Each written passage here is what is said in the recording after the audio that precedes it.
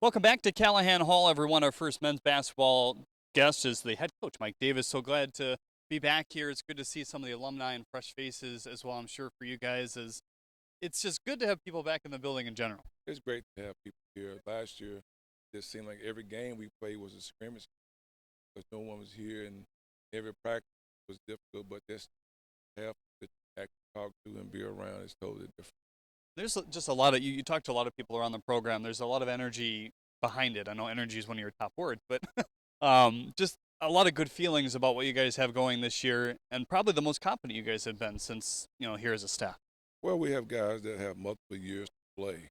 That's the biggest key. You're coaching guys that you'll know that you'll have them again next year, and that's the beauty of it. End of last year, you talked about needing a ball handler, needing another wing, needing a big guy. You think you achieved all that in your recruiting? Got everything we need. Now it's time for us to just give great effort. You talked a little bit about those scrimmages, the two closed door that you had. Defense was a big part of it, and that's something I'm sure is rewarding given how much time you guys have spent on it. Well, it was great to see us give someone else, defensively trouble. So we got to continue to get better. We're gonna play some good teams. We got 9 straight road games at the beginning of the season, and you got to be tough and you got to play defense.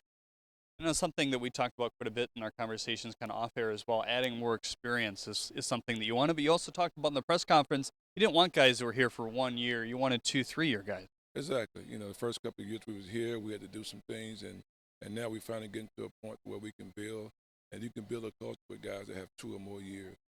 Talked about Donnie Marsh a little bit in the press conference as well. You guys have been together at several stops, several big stops, including Indiana as well. But what makes him tick, I guess, for people who don't know him? Well, defensively, he's detailed. You'll see a difference. He takes pride in it, takes pride in where we are from a percentage standpoint, 3-point percentage standpoint, field goal. You want to hold teams to 60 points and under. And so when you have that kind of coach on your staff, every day he's looking to get better. A lot of zone. Your first couple of years last year was a little bit of both. Are you looking to stick to one this year as long as it's working? Well, we're going to play a little zone for sure, but we're going to get out and guard. Waterman, a guy that you described before this as a big off season for him. Putting together everything he needed to do. You think he did a good job coming into this year? I think so. Noah's playing well. He's getting better. Again, he has 2 or 3 more years to play here, so he's only going to get better every year. We just got to get him. We just got to get the other guys on the team to understand how good he can really shoot the basketball. And anytime he's open, we want to get him the basketball. What's his next level, I guess, if he's playing as well as he did last year? We'll just get a better feel for the game, get a better feel, but he can really shoot it. He shot 53% from the three-point line last year, and that's special in any level, in any league. So if he can continue to, make open shots for us at that 4 or 5 position, he's really like a wing guy, but his positioning can cause a lot of mismatches in how he plays. And so we're looking forward to putting, him and Twan in some pick and pop situations and get him to, come off some stagger screens and flare for him so he can get open.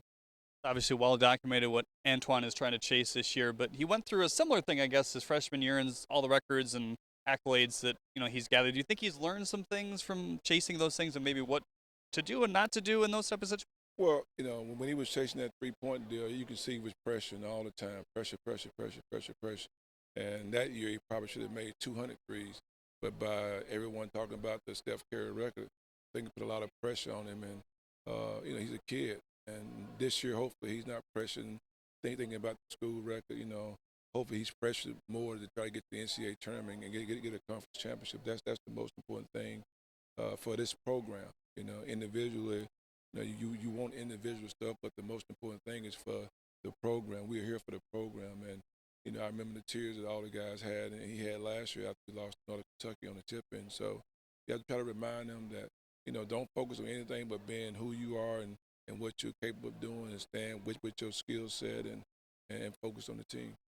Starting lineup starting to come together. You're still looking at bits and pieces of that. A big piece. We got about 7, 8 guys that we could go with in the starting 5, and then I'm about to bring some guys off the bench just for different reasons. The why I'm bringing them off. Not saying that they shouldn't be starting, but we got to make sure that we put the best people out there and bring the best people off.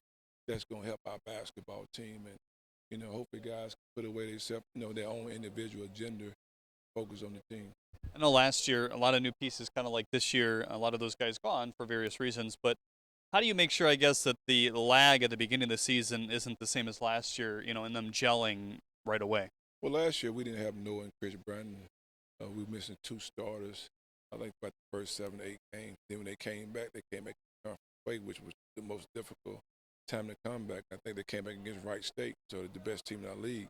And then we had Oakland, I think, right after that, who played a zone defense against us. And it just took us a while.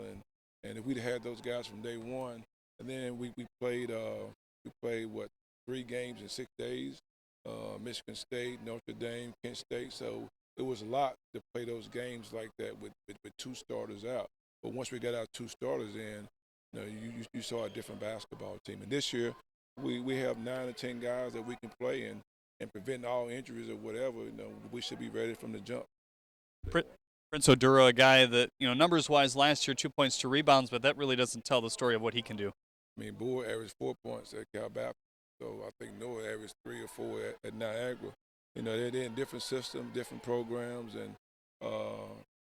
where they left was a lot of good guys. And I think he only averaged like 11 minutes or 10 minutes a game there. So if you put 20 minutes here, 25 minutes here, that 4-3, whatever, can go to 10 and 10 or 10 and 9. And so that's what we're looking for. When we go out and recruit guys, we don't look at what they average. We look at how they fit and how they can help our basketball team. And being put in a different situation don't mean they was in a bad situation where they left from. It's just different. And so he has the opportunity now to probably get 25, 30 minutes a game. DJ Harvey, another guy who's played at a high level at Vanderbilt and some other stops. What do you like about him? Talented. Really, really, really talented. Just got to get his effort and energy up to another level.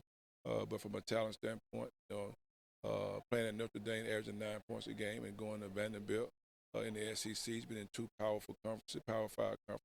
So, from a talent standpoint, if he can play at that level, he definitely can play at this level. But at this level, as well as any other level that's really good, it takes great effort, to be successful.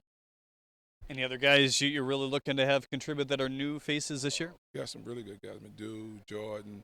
You just keep naming them. We got guys that can contribute to this basketball team. Matt Johnson was 6th man of the year last year in our league. So we got some guys that can play. The key for us is going to be playing together, sharing the basketball, and playing at a good pace. And I guess, what do you want to see out of practice before you head out on the floor officially, I guess, for the first time? That we know what we're doing, that we really know everybody knows what we're doing. And right now, we're not there. Still have some guys confused with our defensive rules and our offensive things that we're trying to look for. So it's going to take a while, for us to get there. Hopefully we can get there by next week, because we're going to really focus and we're going to watch film. We're going to try to get better every single day. But when we go play our first game, we're ready to play. Mike Davis, the head coach of Detroit Mercy men's basketball, back with more preview here on Detroit Mercy Media Day. Stick with us.